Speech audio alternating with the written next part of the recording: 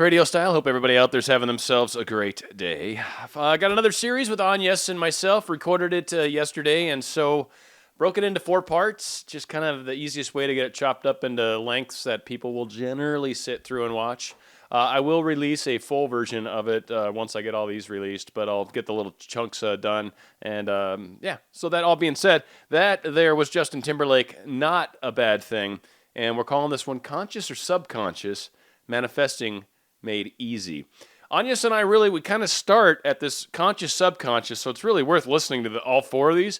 And we kind of cycle through and then circle back around as it starts to make more sense. Esther Hicks chimes in. She doesn't believe in conscious and subconscious. And we initially start with a quote from Goddard, which is just crazy Goddard quotes, right? So subconscious, conscious. So we circle through all of that. We talk about how that's involved in manifestation and how actually it comes into play when we're getting out of our own way. So I hope you guys enjoy. It's a pretty good show. We'll stick around, obviously, for Agnes and I, and then I'll come back to close out everything. Hope you enjoy. Oh, that's good time. So I don't know where you dropped out, but essentially the easy story is I was just asking if you've ever had one of those moments where you were compelled by almost like a feeling within, like you need to do this. You need to look over at this thing. You need to pull this book out. And, I just don't know if you've ever had that like moment where something just guided you almost. It was. Yeah. So what are your thoughts on that? What do you think that is? I mean, because it seems like that happens. That ties into me sometimes just on its own. Like, I don't know. Sometimes it's like a big spotlight is shown on the thing you need to do. And you're like, oh, okay, I'll walk through that door.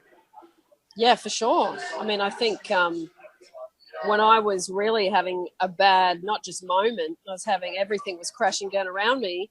My friend bought me The Law and the Promise by Neville Goddard. And that book, I remember I couldn't sleep. It would fuel my mind so much with the success stories in that book. And they were so simple and easy to read.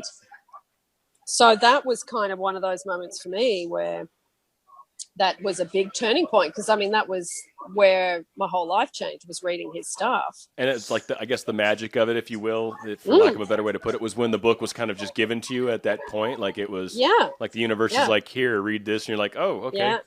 And that opened. And I had no money. I had no decent job. I had, shit in the relationship area. Everything was just a disaster.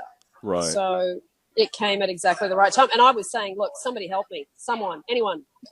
Yeah, right, please. Through that was my prayer. Right, somebody yes. help me. I've definitely, I've been there even, like recently I've shared with a couple times. It's just every once in a while, I still have those, it's, I think all of us when we're trying to manifest the specific someone, once you're at the finish line, but by the way, we're getting together coming up in less than a month. This should be kind of a interesting gathering. So I'm curious to see what all I've manifested thus far. Lovely. Yeah, so that's good. It's exciting. It's nervous, though, too. It's been almost 5 years. So it's it's just neat to circle back around. And it's odd is a lot of things are actually happening very similar to how it was then. It's almost like I am getting a chance to do this whole thing over again.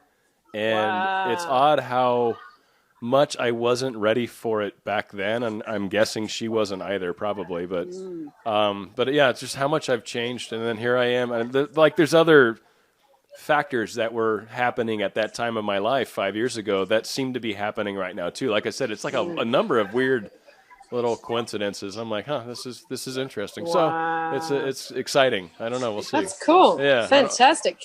Can I come with spy cam? Oh, totally. That'd be so awesome. Little Agnes GoPro, just like you everywhere. That'd be so awesome.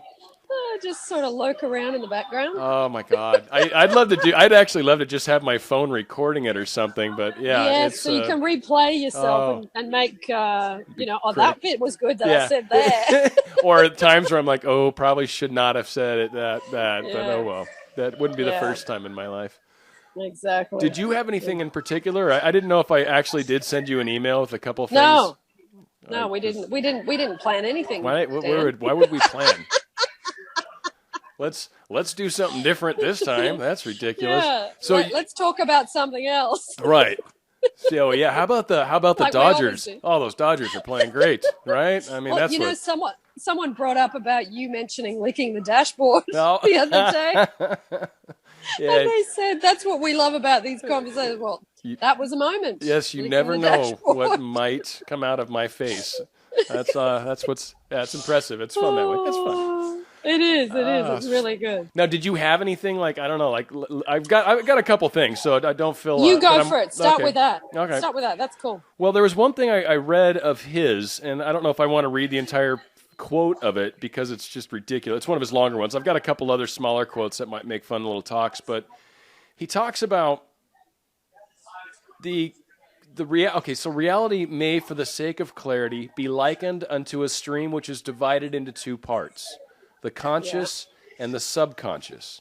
And I guess that's kind of what spurred my initial question when we started, talking about how you've ever been felt to just do something. But this whole quote he had about conscious and subconscious, I thought it would be interesting to kind of spend a couple minutes, like what are your takes on that? How does that maybe play out in a regular person's day when it comes to manifesting? Because you probably hear, just like I do, a lot of people that like they're trying to do everything, but then you hear a lot of the commentary within their email about how there's some self-love, and they're working on it, but it's almost like they're trying to put the cart before the horse, if you will. And I think the subconscious and conscious, I don't know, the way they work together, it's odd. We do things unconsciously and don't know why. There's obviously the conscious part. But Goddard's really talking about how he calls the conscious, it's personal and selective. The subconscious is impersonal and non-selective. The conscious is the realm of the effect. The subconscious is the realm of the cause. Like that, just those concepts are kind of weird ways of thinking about subconscious and conscious. Like he makes it sound very, he's got a masculine and feminine aspect to it. These two aspects are the male and female division of consciousness. The conscious is male, the subconscious is female. Yeah. So it's that whole, I think, acting, sending out and receiving almost. But I don't know, it was kind of deep, and I know it's like a lot to just throw at you, but his whole concept of conscious and subconscious, how is that working? The male part, is that more the doing and the receiving? Is that, I think even close? In simple terms, from what I see, one in myself and two in other people, the conscious stuff is all the stuff that you obviously think about, that you want, that you don't want. It's kind of, the conscious part's the easy part to see because you know and you're conscious of it. That's why it's called the conscious.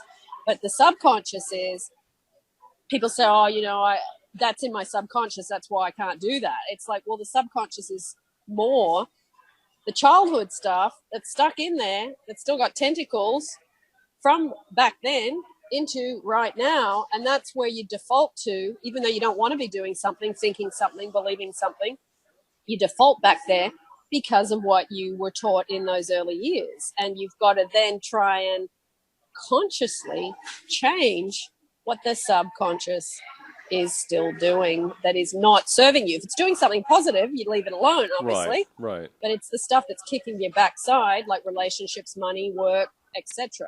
That's where usually people go, okay, well, hang on, now I need to look at this because this keeps coming up again and again and again. Keep getting this same result.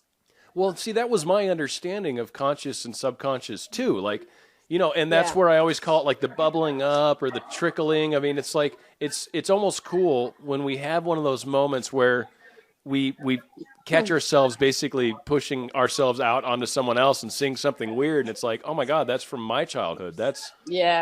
And when you bubble that up to your conscious self, it's no longer subconscious in my mind. And that's where I think we have a chance to heal those aspects.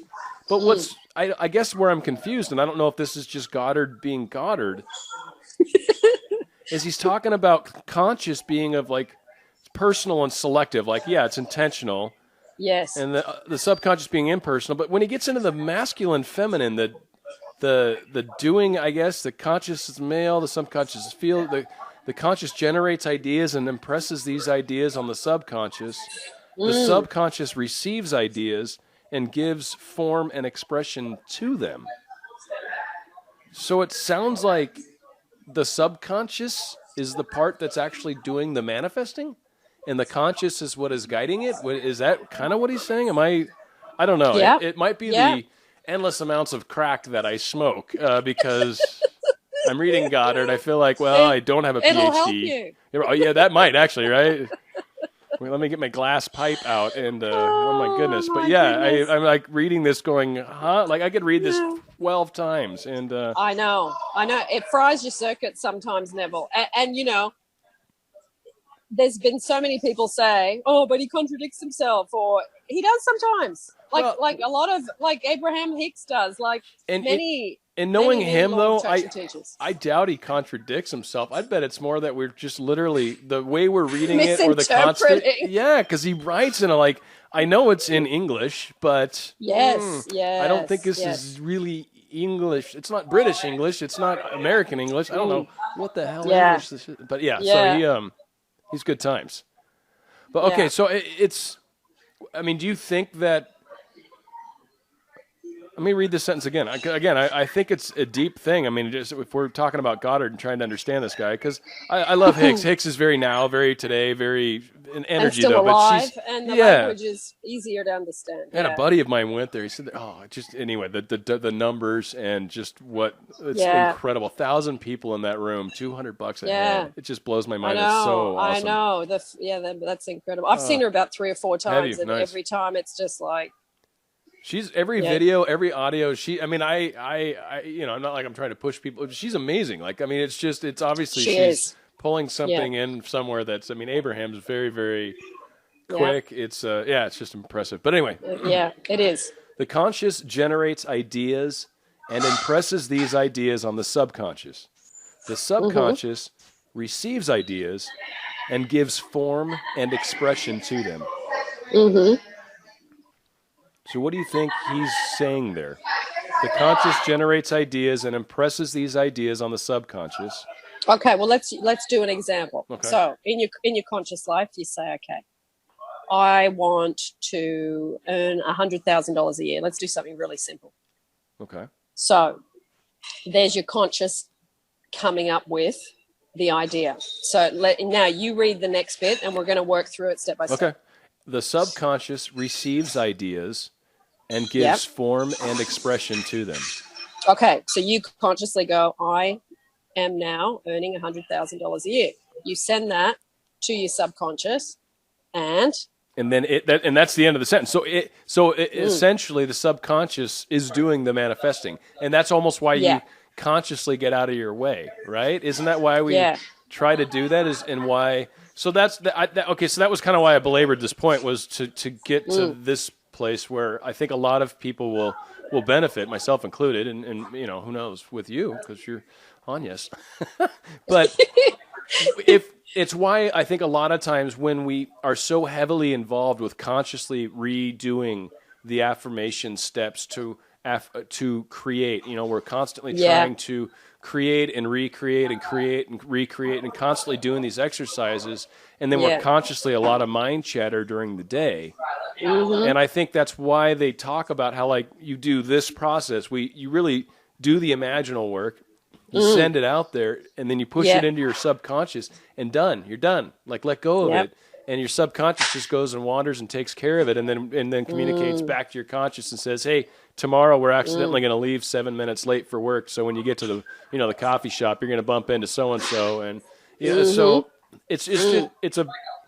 I think it kind of helps explain the mechanism and why sometimes people we get in our own way by all this extra mind chatter, by all this extra thinking, by all this extra conscious stuff surrounding our manifestation. And I think. So again, we're getting started. Again, there's 3 more parts. I'm going to try my best to release these. Hopefully 2 tomorrow. I've got a little editing work I need to do tonight, so it's going to eat up some of my time. Try to do 2 tomorrow, and then I'll try to spit 1 more out the following day, and hopefully we can get them all out. Agnes will probably push hers out sooner. I'm guessing I'm going to get this one out before her, and then after that, she'll probably pop all 4 out. So, you know, be looking out on her channel. She's definitely going to have those showing up. But if not, feel free to stick around for me because I'll be pushing those out as well. Going out with Jason Derulo. The song's called Vertigo. It's Dan Radio Style. And I hope you all are enjoying. I almost said the old thing from when I used to work on. I almost said Knoxville's classic rock. That's really funny because it's been years since that's been a moniker or any sort of thing to say. Anyway, Jason Derulo. Hope you enjoy Dan Radio Style.